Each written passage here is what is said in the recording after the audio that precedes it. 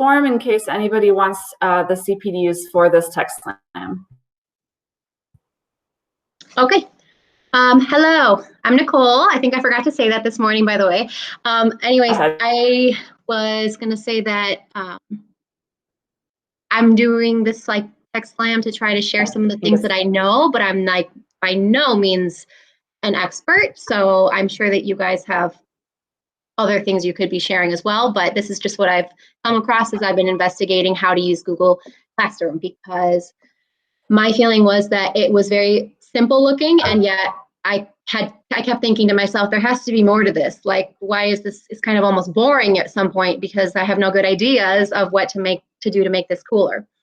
So I've been looking at some things, and I've got a slideshow to kind of help guide my thoughts today that I'll share with you guys. And then I also created like a demo Google Classroom, and I'll give you the code to join that if you're interested, because I found that it was helpful to be able to see things as a student view, because a lot of times when I'm trying to give instructions or anything, I just feel like, I don't even know what you guys are seeing, so I don't know what to tell you to click. So I thought it would be helpful to have a demo class so that I could put every single type of assignment in there, and then everyone would be able to view it as a student. So I'm still working on that. I've started it yesterday, but I'm also putting in there as many tips as I have come across. It's kind of my own like holding space of, oh yeah, that's how you do that. So a few things that I'll go over for today would be about the stream of Google Classroom and how you can clean that up. The Classwork customization options, so you can beautify your classroom. The Classwork topic options in terms of organization, as well as different assignment types. And maybe if there's time, I can get into showing you how that looks from different, there's lots of like buttons you might see for Google Classroom on websites, and there are differences between some of those. It's just hard to even know. And then I got a really cool thing that I'm still trying to troubleshoot a little bit, but it's super exciting. So I want to make sure that I get to that part. I'll try to cut myself off. And then if you have to go, that's fine. But I'm here for whatever time if you guys are interested. And if not, you can just be like, peace out, thanks. Okay, so I'm going to project my screen, and please stop me if my sound is bad all of a sudden, or if you have a question, or if you're like, this is fast, this is just... let's see here. Okie dokie. I should probably open the chat box before I forget. Okay.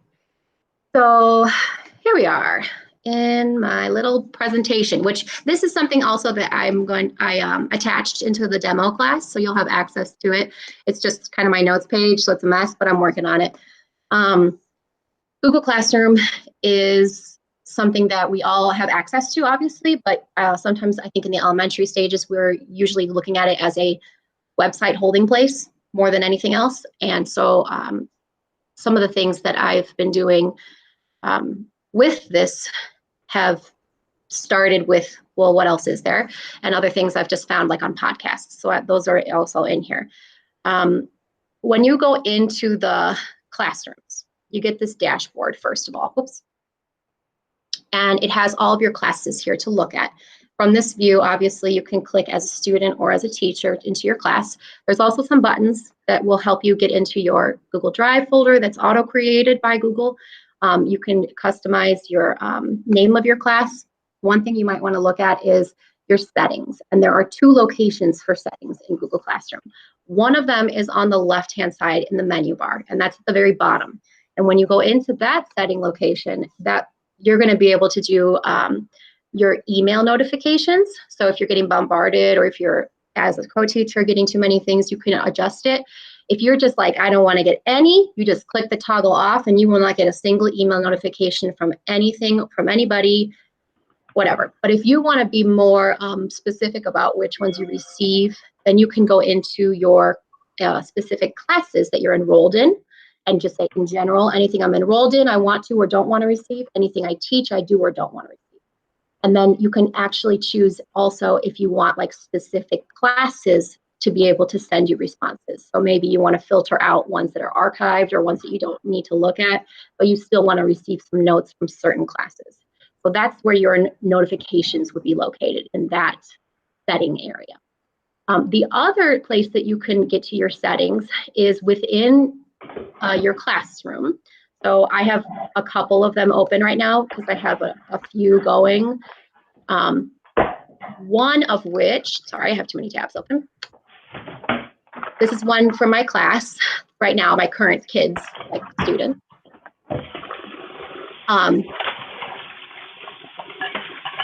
Somebody washing the dishes. Sorry. So anywho, the settings button over here in the top right corner is where you're going to be able to do some of that fun stuff. So when I was doing Google Classroom initially, I thought to myself, where's the pictures? And I couldn't figure it out, but I finally realized that you do have some options like adding emojis. So for my students, they know like my classroom is the one that has this little schoolhouse thing here. I mean, they can read, but still, it's just cool to have. And then you can actually add those emojis into anywhere that there's a text box, basically. So when you, let me see if I can get down here for that would be more helpful. When you're in this, you can look at the overview, but basically you're going to be inserting an emoji from one of what I can find 3 options. I know there's more websites. Somebody mentioned another one this morning, actually, that I was not familiar with. So when you're, going to this emoji website, you can search for whatever it is that you want, and it will give you a little box to copy. So this is your first option. You can copy a little emoji from here. Again, these are like formatted to fit the size of the text. So that's why they work. You can't like copy paste a picture from something you have. You're kind of limited in options, but it's better than nothing. That would be one choice. The other option would be to go into whatever it is you're going to edit. Like, for example, let's say I want to change my title of my class. Wherever the text box is, you can paste an emoji, or you can right click and the menu will give you an emoji option. Now, this doesn't always appear if you're in the wrong screen, because if it's not a text box, then you're not going to get this option. But you can do this in your email, whatever. Or my favorite, the easiest one for me, is to hit the Windows key on your keyboard plus the period button. So you hit those 2 in rapid succession and you get this emoji window, and it gives you your options. And you can put in there whatever it is that you want to add for your picture for that. So again, you can put that into the class name, the description, whatever part that has a text area, or you can do it in your posts. So for example, I forgot to show you the stream cleanup. I'll get back to that. In my classwork, I have over here all my topics, and you can see the little pictures next to the sides. That's because I have edited, even though I already had created these. You can always go back and rename them. You just click on the little 3-dot bar to rename. And at that point, you can right click, copy paste, or Windows period, insert any emoji that you would like for that topic. And I think that's helpful for the kids who are in the primary grades, or the ones who are still learning to read, or the ones who are just trying to quickly scan, because I personally prefer that when I'm looking at this, because you can organize your topics however you want. So one day I might have math at the top because I want to make sure they do something for math. But the next day, maybe I'll move it to the bottom. There's not like a fixed place for it. So I think the picture helps the kids like just go, oh, okay, where's math? Really quick. Also, since I'm here anyways, if you click on one of these, I don't know if, you know, something you probably know, but it pins that one topic. So instead of having your entire feed, you just have that one area. When you do that, you can actually choose to copy the link for that specific topic. And then if the kids were to visit this page, if you put like the link out in an email or in a document, what they would go to would be your classroom with this topic. They can still access the rest. The other thing though is that since I have multiple posts in here, getting ahead of myself. I personally think that it's also cool to just send them the certain assignment that you have in there. So you can click these buttons here and again, copy the link. And when they open it in a new tab, it's going to direct them to just that assignment. So if you've got some kids who are having a hard time finding what they're supposed to do, you could easily send them this one link and they would only see this view of the assignment. And this is also where they would be able to add comments. Now, comments is something that happens both based on your settings within the class and privately as a message strand between the teacher and the student. You can toggle on or off whether you want students to be able to add comments and reply to one another, or even add a post. They can add their own posting into anything here in the stream. Or you can turn it off. If they're just like, hi, hi, hi, hi, then you can just turn it off. The other option is the private messaging comments, which I'll show you in a few minutes. So back to this original page of the classroom. Remember, again, up here we have these 4 tabs, and for a teacher view, you get 4. If you're a student, you get the first 3 because you don't have the grading section. When you're on the stream page, I know personally I was getting overwhelmed by how much stuff was on my stream page, and I thought it was very redundant because I already had all that stuff in the classwork. So when you post an assignment or a material or a quiz question in classwork, it shows up in your stream. And I thought, okay, I don't know why that's there. You can get rid of that. So in your settings area, you can actually decide when you scroll down here whether you want your classwork on the stream. So that's that tab, classwork, if you want it also on the stream.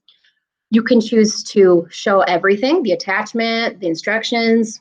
I mean, it's in 2 places if you want to do that. You can show the condensed, which I think is the default actually, because it's like a little bar that says your teacher posted math something. Or you can hide. So that's where I'm at right now. Hide it and they will go away from there. They're still on the classwork page, they're just not redundantly on the stream page as well. This is also the place you would go if you want your kids to be able to comment or post or neither on that first stream page. So they can't add a topic in the classwork page, but they can add a post like, oh, I found a cool website. If you let them, they could post that. If you want them to just comment though, you can select that. That's what I have selected right now. So for example, the other day, I asked them about some fractions, and I said, okay, I'm going to add a little question here and a picture, which you can add all kinds of files. You can even do, I just realized the other day when I was doing something else, you can do, I'm going to say this wrong, a GIF or a GIF, however you say that. You can put those in there. You can do a PDF, a file from your computer, a link, a YouTube video, whatever. Then at the bottom, the kids are commenting what they see. So for this one, I was saying what fraction representations do you see in these colors and these beads? And the kids came up with what they had. Then you can comment back to those kids.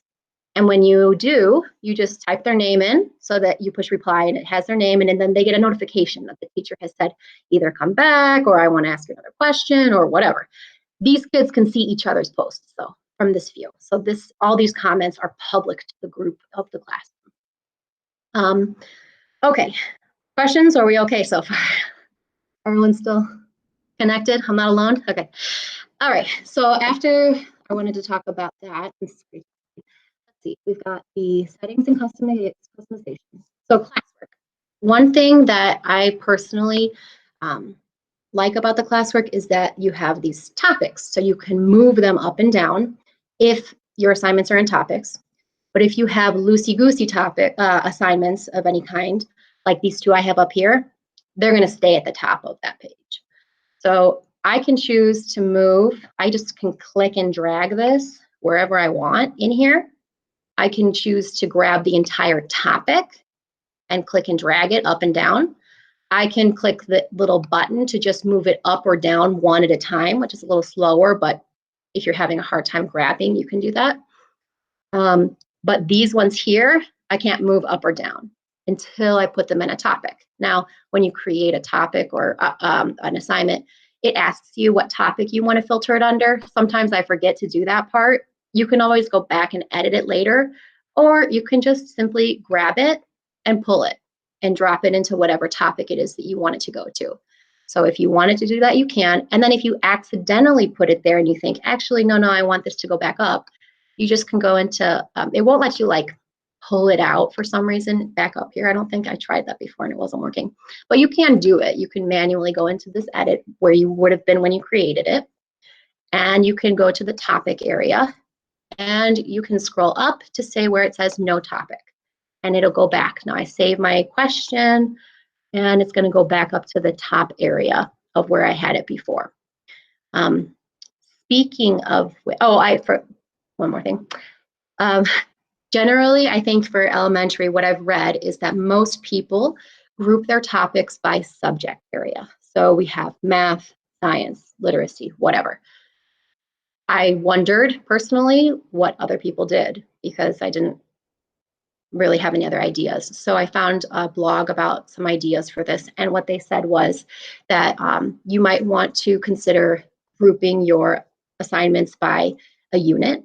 You could do, for example, mystery science. You might have like a life science topic, and then you might have module 1, 2, 3, because again, this is something simple that I don't always think about is when I was posting, I was usually doing like one assignment or one link or one attachment. But you can fill these things up like a lot. You can put, I don't even think there's a limit, honestly. So if you wanted to do your entire module attachments into one assignment group or material listing, you can put a lot of things in there.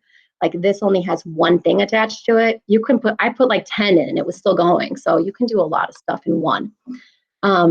Another option would be to sort your topics by what you're going to do that week. Or like for now, for distance learning, that might be helpful. Otherwise, I probably wouldn't do that. Or you can have like a section for reference materials because you're going to use them throughout the year. Again, you can manually move those every time, which I saw another person said that they did like a today section at the top of the page. So they had a topic called today, and they would just drag whatever the kids were going to use into that topic every day. But if you feel like your kids are able to find things easily, then you might just leave it in the reading area or have generic topics, but then have one that says stuff we're doing this week, whatever. Those are just some ideas, which again, that the resources that I've been reading about and whatever are in the presentation. So you'll be able to go there if you're interested in finding out more about stuff. Okay, so that, hello. That's for the organization stuff that I wanted to talk about, I think. I talked about the direct links and clicking. Oh, and if you create a topic and there's nothing in it, that topic is not visible to students. So one thing, like for example here, I started a topic and I didn't attach anything yet. They don't see this on their view. There's nothing here. That's good to know, for example, for speech. When we started out with this, the kids who are assigned into the speech things here are the only ones who are viewing this entire topic. Nobody else in the class even knows this is here. They only see it. I see it as a teacher, but the kids only see what they have been assigned to. And one of the things about Google Classrooms at school is that you can choose specific students. Maybe you have like, you want to differentiate what you're working on. You can choose those specific students to receive it, and they would only see that amount of things. They're not going to be super cluttered like we end up being. So then after topics, let's talk about the creation portion in the Classwork tab. So your classwork, you have a number of options, and I tended, before I didn't get the difference. When I first, like a couple of years ago, I remember I just did everything in assignment. And I didn't even click on the grades tab because I didn't care or know what that was. Again, that's kind of the real reason why you would want to choose something assignment versus material. Because when you create an assignment, it ends up creating a section, a column in your grade book. And again, I'm not taking grades on here, but it is kind of cool because if you do make an assignment that goes into that, when you look at like a summary of the grades for your class, you'll see who has completed the work, who has turned it in, who was assigned a certain task and who was not. That you can put like due dates and go into this Google Calendar so the kids get a reminder. You can override it. You can set it as no points. It's ungraded, like mine are here, but it's still showing up here as a summary. And then when you're in this, you can select the name of a student, and it's going to give you an overview page of everything that they have been assigned. Anything that was assigned. So you see how this says over here, that word? That's because I created an assignment. Anything that's a material is just like a helpful place that you go to a website is not going to show up on this student's individual page. From here, you can click on any of the assignments you've given this kid, and you can go to their assignments from this view. If you're looking at an individual student, you can see the details of it. You can open up the actual project or see the details, which takes you to another view. And in this view, you're looking at everybody's, although it's directed me to this kid's, you're looking at your whole class who has been assigned that specific task. So from this view, I can add a private comment. And if I want to send this kid a note about his work in general, I can add a comment here.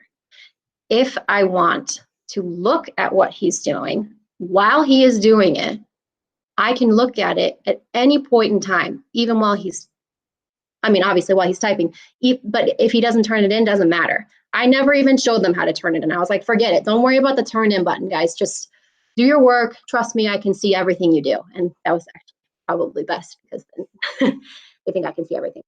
So from this page, I can add a private comment to him as well, and he can write back to me. So this, if I write him something, I would put like, great work, whatever, I can post it, he'll see it. I think also you do the plus and his name or whatever, just like you would in the other, like Google Docs and stuff, if you want it to get emailed to him. But since this is like a journal, I have them working on this every day. They're supposed to write an entry. He can go in here and see what comments I left him the day before. And I also have the ability to edit his work from this view, or I can open this in another page and like be working alongside him, because what I do here is more of a suggestion, and over here is where I could actually be like collaborating with him on it. The other cool thing from this view is that you can choose this drop-down tab right here, and you can see everybody who's been assigned this assignment. You can click on them quickly. You don't have to open up every page, like everybody's work. You can just click and say, I want to see what this kid's doing, and it'll take you there. Usually it's not a problem. I have had a couple issues with some glitches of an assignment disappearing, but Alicia and I talked about that a little bit, and we noticed that in some occasions, to my view, it's blank, but the kid has it. In other occasions, it's a glitch with Google, but it doesn't happen often. It's just maybe every so often I'll have a kid who I think, why is this not here? Like, I think this one, oh yeah, this girl.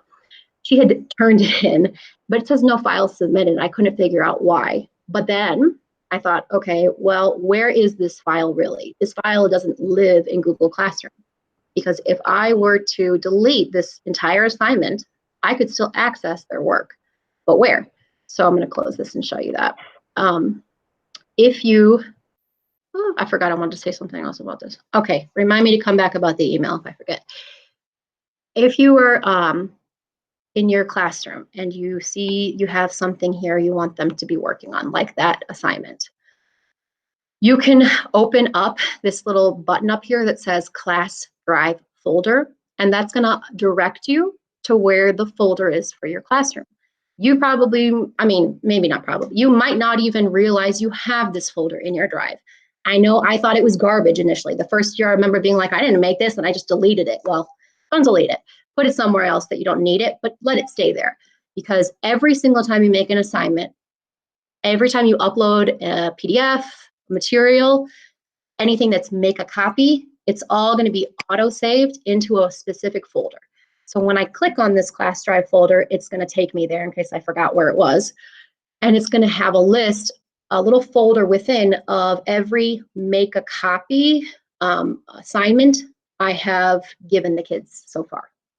And from this view, even if I were to say delete an assignment, like it's getting cluttered in here and you guys keep clicking the wrong ones, I'm just going to delete this, I still have it in my drive. The kid still has it in their drive. They also may not realize this, but they have a folder in their drive for every classroom that they are enrolled in. And in that folder is just their work. So my view is by assignment with every kid inside. Their view is by classroom with all of their work inside. So that kid who was missing the assignment, I went in here and checked to see where her gosh, what was it called? I think it was, oh, journal. I clicked on this thing here, and lo and behold, it was in here. So again, since this is distance learning, I had a hard time communicating. She was like confused about a lot of things, but I just chose to open it and share it with her directly in case she was unable to see it on her end, because maybe she can see it, maybe she can't. I really have no idea, but I can't see it. So I was worried she couldn't either. But this is how you would go here and like directly share it with that kid. Okay, so what was I going to say? Oh, email. After the Google Drive stuff, let's see here. If I was looking at something like that activity, and there's a couple different places you can email kids from Google Classroom, and they will pre-populate like a subject line or tell the kid, it might just tell them exactly what it is that you're referring to, and you can write a message. You can email groups of kids in here that are all within like haven't turned in, or kids who haven't done this or that. Again, I never told them to turn it in, but you could make them turn it in if you were really trying to check. Like you could make this your primary place for your daily lessons for distance learning and say, you must turn this in. And then if you don't, I will know, it will say you didn't turn it in. I can just hit email all kids who haven't turned it in, and it's going to send them an email and say, you didn't turn in this assignment yet today, instead of me trying to search to see who did what. So that is amazing if you can train the kids well enough to understand that they both complete the task and push turn-ins. Okay, so let's see an example of that. For example, because some of these are materials. I have a lot of materials right now going on in here. I'm going to go back to that one that I was in, I think. I try to delete things so they don't go back into the wrong stuff. Where was I? Oh, I know. Sorry, my brain. Yeah, here we are. Okay, so from here, I don't know if I mentioned this, you see a view of who has turned in, who has assigned, and who has been returned, because I keep telling them, stop turning it in. After you turn it in, you can't edit it anymore, and I have to return it to you. And yet I still have like 1 or 2 kids who just randomly turn it in, even though I never told them to do this. I think they're just, trying to be real helpful. You click on this view assignment thing, and it's going to sort them. You can sort it how you want, but you can sort them by last name, first name, or status. And the statuses that you'll see are turned in, kids who you've assigned it to who have not turned it in yet, and kids you have returned work to. And you can also see here I've had like comments written to those specific kids because I kept telling them, thank you, you don't have to turn it in. So again, here's the little folder. That's how I would open the folder for this assignment for myself. Or I could click that I want to email any kid who has been assigned it, let's say. And that's going to select, for this one, it's everybody basically, but you might not have that situation. You could have 6 kids who didn't turn it in, and you just push the little email button. It's going to generate for you an email, and I think it has the topic of whatever it's called in the subject line already. Okay, so yeah, it got everybody's name for me, and then it has the name of what the assignment is. This one, okay, it doesn't have a link, but still, you could just say, hey, I noticed you didn't turn in your work today for this assignment, please go back. Or you could, like I was saying before, you could actually copy, I don't know why you can't do it from this view. From this view over here in the classroom, remember those 3 dots? You click it and you push copy link. And then you could just paste it here and say, click here if you want to go back right now and turn it in if it's done. It's just another option for emailing the kids from there. It's something that I had not utilized. And I'm having a brain fart. I don't remember if I said this, but you could also make comments here to the whole class. So if you were like, stop turning this in, I love you guys, don't turn anything else in here, you could write that here and it would go to the whole group. And it would not be a personal strand message. It would just be a note to the kids there. The only thing I don't love is that from this initial classwork view, they're not going to see the comments. They have to actually click on whatever it says. I think on their side, it also says view assignment or something. But when they click on it, it has the instructions page and it has the comments bar. Okay. Questions? I know it's 2:32, so I'm going to keep going if that's okay. But if you have to go, I understand. Or if you have a question or something, let me know. Nicole, I have a question. Yeah. So even if you make an assignment and it makes a copy for each kid, they can still see on that assignment everybody's comments. So like if they're asking questions, they could ideally see the answer to that question if they have the same one. When you are writing a comment in their assignment, they are the only one who is getting it. And it says like private comment in the text box, so you know. Mhm. If you were on a page that had the assignment listed, it will say class comments. And then you could write a message that everyone would see, but it's more like just a generic comment being placed about that assignment. It's not going to one kid. So they are not able to reply to those class comment ones from the Classwork tab. They can reply to a stream. They can reply to if you want them to, but they can't reply to a Classwork assignment that you've done. They can reply to their private comments, but then it would just go to you. So for me, like the kids who were forgetting, I was copy pasting the same message to each of those kids. Okay. Does that answer that? Yeah. Yeah. But yeah, nobody else, if it's in the private place, if it's in the private comment, nobody is going to see your private message to that kid. No other kid will see it. Perfect. Okay. All right. I'm gonna move it. I'm sorry. I'm gonna move it. Okay. So back to classwork. Here are my choices, right? I've got the assignments. I can do an assignment or a material. I've bored you enough with that. When I'm doing an assignment, I can add it from my drive, a link, a YouTube video, whatever. When I'm doing a material, same thing. It's just that it's view only here. If you're doing an assignment, you need to make sure you like basically have it ready to go, because I'm pretty sure if you try to do something in here that's make a copy and then the kids open it and you go back to your original and make an edit, it's not going to update their versions, unfortunately. If you are drafting a assignment and you say, okay, for example, here, I don't know if you've noticed that there's a create button here.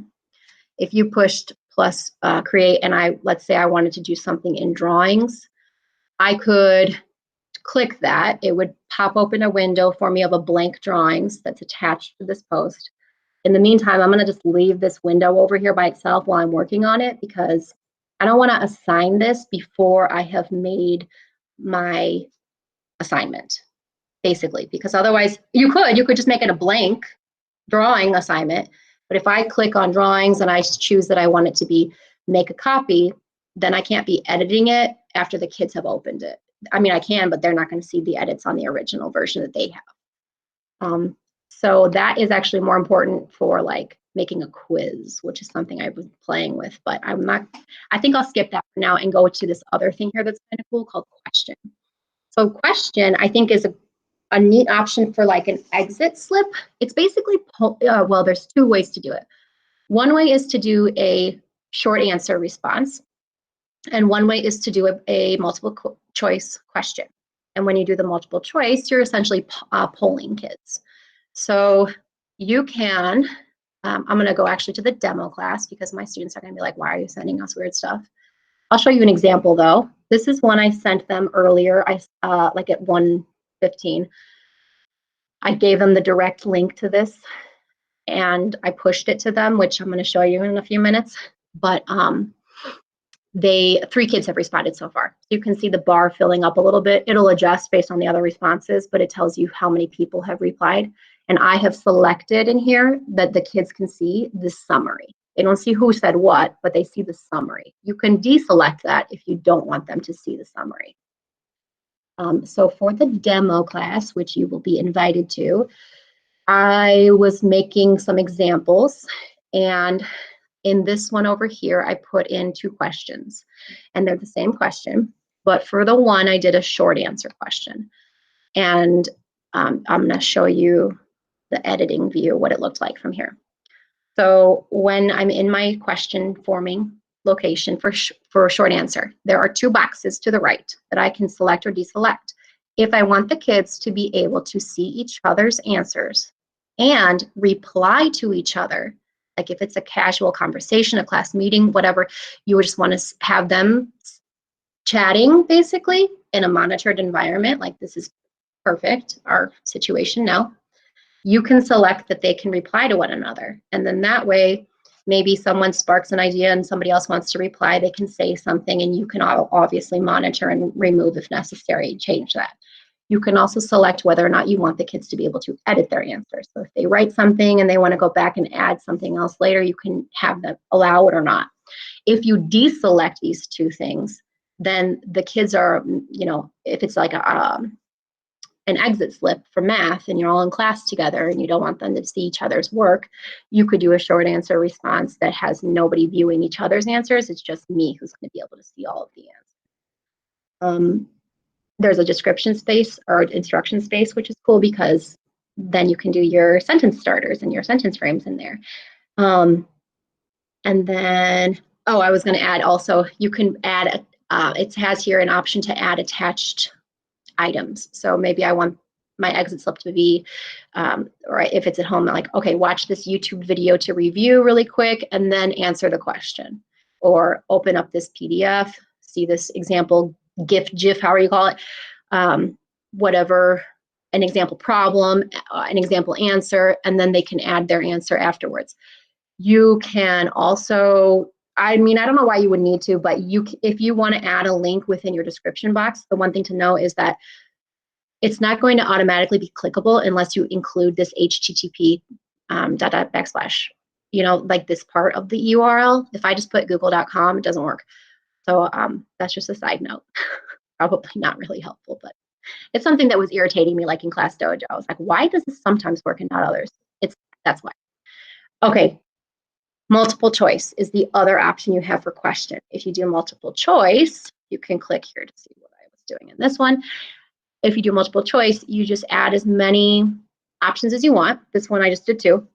Again, you can add an attachment, you can create something at the same moment. You can choose if they are going to see the class summary or not. That's about it. You can assign due date and points, blah, blah, blah. Okay, so that's the question option. Another thing you can do when you're creating is to do a Kami assignment, which I know that Alicia has been doing those web tutorial things. So here's an example of one. I set it as make a copy for each student. And Kami has you like be able to add the instructions or whatever in there when you make it. If I go into edit, you'll see that it says here each student will get a copy. Now that I've made that choice, I can't change it. It's like donezo because I think I did this from the Kami website actually. But then it auto created for me over here, which is something else I wanted to show you guys. So let me get to that. Oh, one more thing really quick. You can reuse posts, which is super helpful. I always just did one classroom every year for the class I had. And then I was like, wait a minute, there's no limit on this. So when you are in your dashboard area, you can actually click this little 3-dot button here, which that one's hard to see, but for example here, you can copy the entire class. When you copy a class, it's going to copy the assignments and the attachments, but it's not going to copy the co-teachers, the students, or any responses. So it's like a clean version of your classroom. So let's say you have a classroom that you really liked all your websites, you want to reuse it again, push copy. It's going to make it all for you, except it's all going to be in a draft version until you post. So that's helpful if you're like, okay, I know I'm going to use all these things throughout the year. They can be in draft mode until I'm ready. And then the day I want to use it or I can schedule it, it'll pop up. Oh, so like, question? Okay, so here's an example of one. I did my classroom here. I pushed copy. I just did this today to see what would happen. It took like a minute, but it worked. All the stuff in the stream is gone. The classwork is still there, but as you can see, everything is in draft right now. It has all my preferences, my attachments, whatever. You'll obviously some things will have to change. That's another way you can have a holding space for your materials. And when you have a holding space, for example, you can reuse a post. So if you are in a situation where you have multiple sections or 2 classes that you want to have going on, Spanish and English, whatever, if you want to reuse a post you've done in the past, or select to do it to multiple classes, you also can do that. So in the classwork area, you would just click on create reuse post, and it's going to ask you to select from which class. Which class am I going to go to? So I have to go back here. You would click on whatever classroom you know you had it last posted in. So let's say I want to do the Google PD learning websites for you guys, the ones that I'm liking. I'm going to reuse it, and it's going to, whatever, ask me this stuff. I'm going to post it. And I've just reused a post that I had in this practice classroom previously, this PD learning thing, and it's created it here. And it actually, since I didn't have a topic existing already, it even created the topic for me again. Let's see here. I wanted to make sure I got to tell you about, I'm going to brush my nose really quick, 2 other things, if possible. This one I'm going to share because it's super cool, but I'm not going to spend a lot of time on it because it's having some funky issues. When I was initially using Google Classroom, you know this little picture up at the top by your URL bar? I literally thought that that was just how I got to Classroom fast. Like, I didn't know it did anything, basically. And then I realized, oh, you can like post an assignment from there. And then the other day I realized, wait, there's like a whole purpose to this thing. What is this push situation? And then I went and Googled it and found this nice little, oh great, now my GIF's gonna be tired, whatever. I gotta figure out how you say that. My GIF was showing how it works. Basically, you have the power, I believe, if Alicia and I tried this and it worked initially, then the second time it didn't work, but it does work sometimes, so I'm working on it. You have the power to push a web page to every student device in your classroom, and it will force open a tab in those kids' computers. So if I'm on a website and I want them to be there now, even if it's a class meet, I can select from this little icon button at the top to push the current page I'm on to the devices of the students. Additionally, the kids have the power to push a website to me, but as the teacher, they can't force open a tab on my computer. They can just notify me that they want me to look at something. Again, I had never noticed this because it only holds memory of pushes. Well, it says 18 hours, but I swear there was one there last night that was gone by 10 hours later. So I'm going to click up here to show you what that is exactly, and you can be like, stop if you're confused, by the way. This little icon up here for Classroom is going to have all my classes listed that I teach in and enrolled in. So when I was in this, let's say I was doing this with Alicia the other day and it did work. If I wanted to send them a web page, a document, whatever it may be, I can click this option to push instead of creating an assignment in Google Classroom. And then it's going to have a little preview. Some pages say it's not available to do it for some reason, which I'm still looking up. There will be a drop down if it is something that is going to be either viewable, editable, or copied. This one is saying edit, I swear, before you could choose if you wanted them to be able to view it only.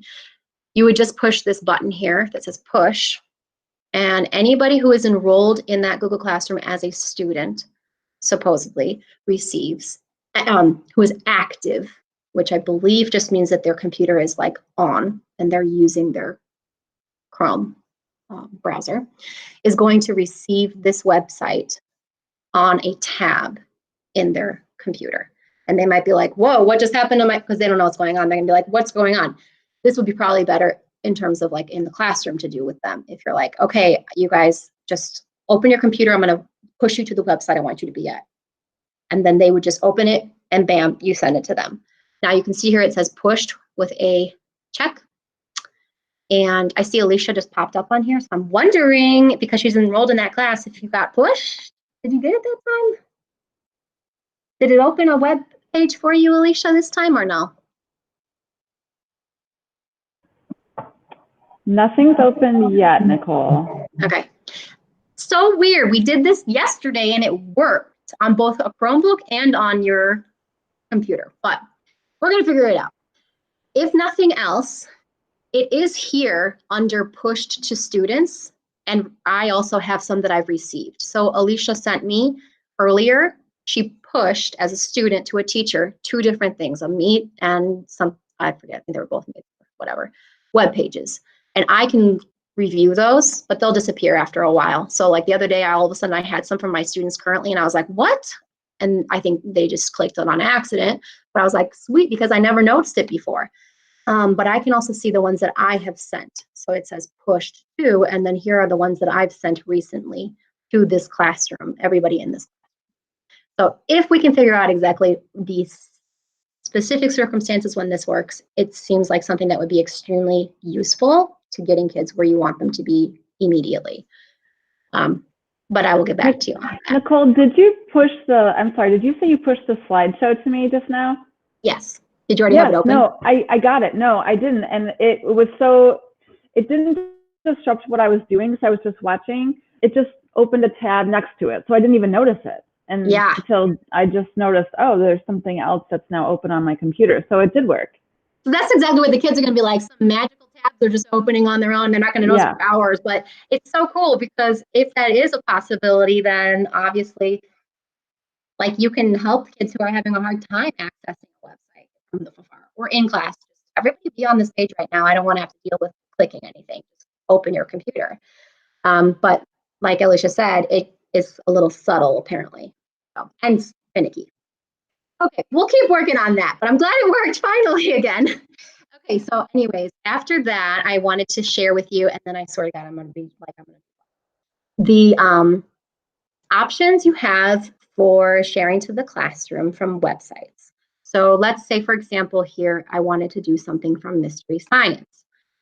If I was looking at a mini lesson that I wanted to share with my students in the Google Classroom, I have a few options. And this is where I find it odd, but different websites have different icons to share to Google Classroom. Like Flipgrid has one, and they all look slightly different, but you can tell it's a Google Classroom icon. Mystery Science has a really nice one for some reason, because I've noticed that one option you have is to click on their button in the website that they have down here. And when you do that, it's going to ask you which classroom you're trying to assign this to. Hello, this takes a second. Because it's loading all of this information from the page into the assignment description and the assignment title, which is so convenient because maybe I just want to do it really quick and whatever. I'm going to put it in the demo class for now. All of this language that's in here was just made for me. So it has the questions, it has the title, and it has the link. I just have to decide the point value and if I want to do it now or schedule it for later or save it as a draft, which you might want to do if you want to add another piece to that assignment, like a response page.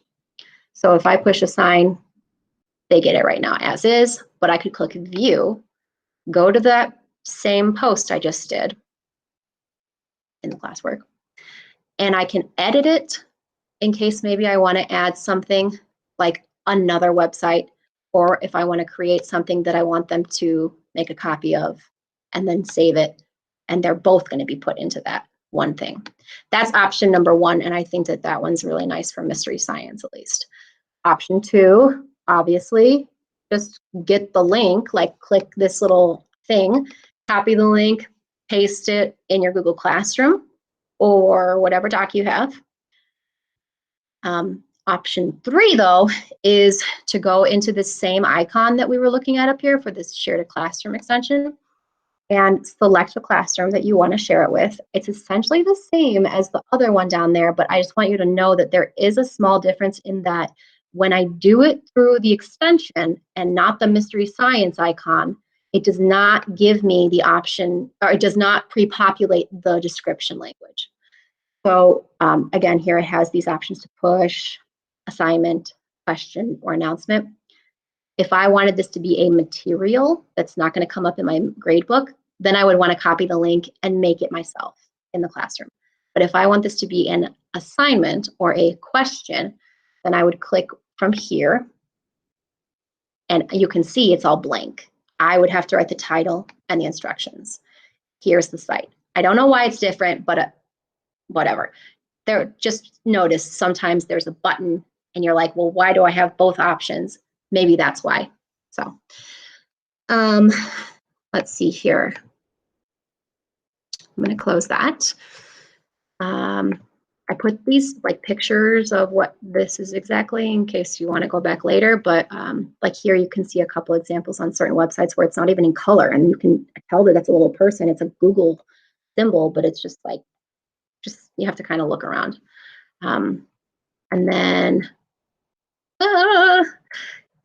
since you can see everybody's work at the same whatever, I think I kind of went over that part, but there's also a different view for the kids when they turn something in. If they turn it in, they can't edit it. I think I mentioned you have to resubmit it back to them or return it so that they can edit it again. I also have in here some notes of different websites that I like or videos that are helpful. And I think that that's about it for right now. But does anyone have any questions?